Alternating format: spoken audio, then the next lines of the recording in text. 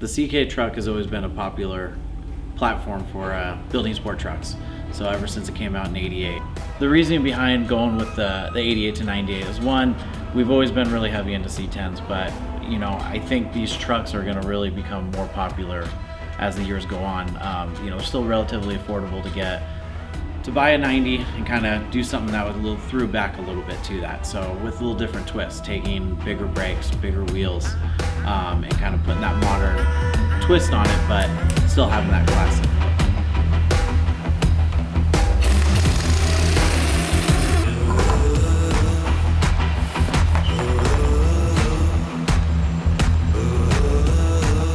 Here we got this 90 that we're going to do, and one of the first things we want to address is the brakes, because the 88 to 98 CK trucks are some of the worst trucks we've ever tested for braking performance.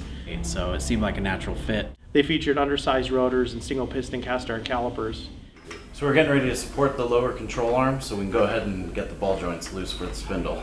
That way when the ball joint pops, we don't, the lower control arm doesn't drop all the way out, and spring doesn't come out. If you like the way your face is, then you'll want to do this.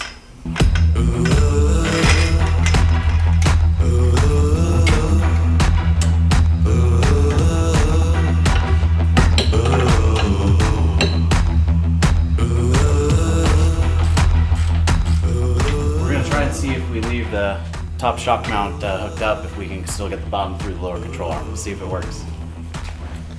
All right, we'll let the spring put the pressure on the lower ball joint, so that'll help it pop loose. And then once it's loose, we'll go ahead and jack up the arm, remove the spindle, and then slowly release the lower arm so we get that spring out.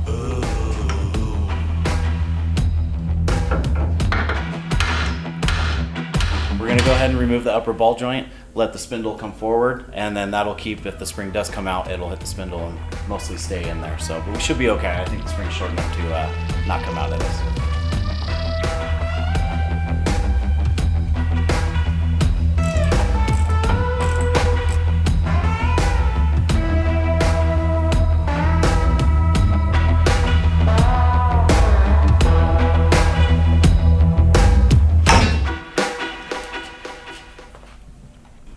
We got all the old parts off the truck.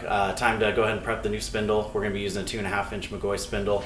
Took the old spring out because when we put it back together, we're gonna be using a 2-inch drop spring at the same time. So once the new spindle's ready with all the caliper, hub, assembly, rotor on it, we'll go ahead and drop it on the ball joints and button it all up. Naturally, we teamed up with Baer, and they're gonna work with us and do our 14-inch Pro Performance kit. And just by doing larger diameter rotor upgrades and a more modern aluminum caliper, we can net huge improvements for braking performance. It's a good blend between performance, looks, and price. Years ago at Baer, we did a brake system called the GT Plus that netted huge improvements on these trucks.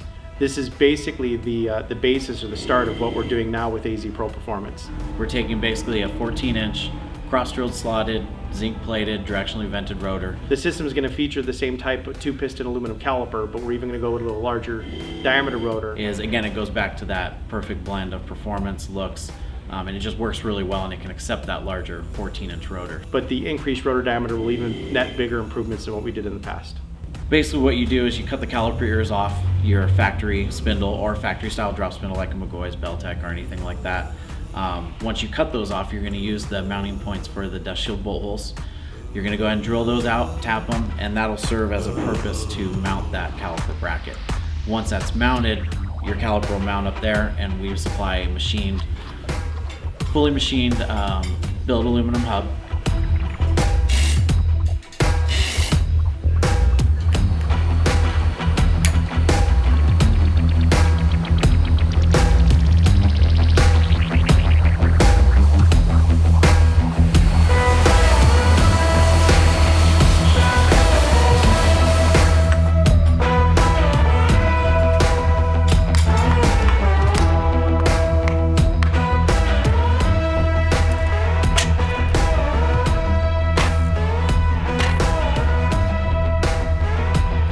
It's always good to put a little Loctite on all the bolts, make sure they hold in there.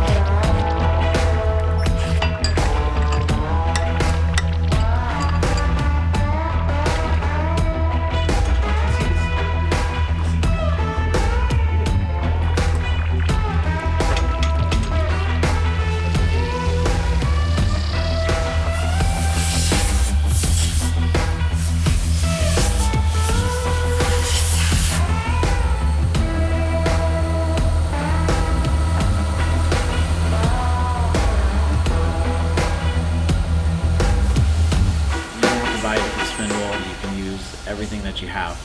And of course it'll work in 20-inch wheels, most 18-inch wheels, but you know, again, most guys will do 20s or larger on these trucks. So it works really well with those to help slow that heavier rotating mass down, as well as feel that looks wise.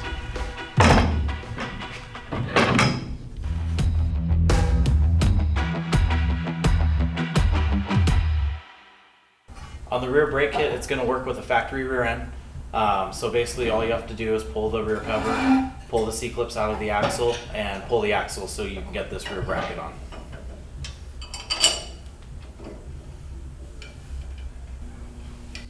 Stepping to the rear, very similar setup, 14-inch rotor, basically pulling off those drums. It's going to have, we use a late model rear Mustang caliper on the rear, and again, it's cross-drilled slotted, directionally vented rear rotor and a 14-inch diameter. So they'll come loaded with Baer sport pads, but the nice thing is when those pads wear down, you can go to your local auto parts store and buy just off the shelf.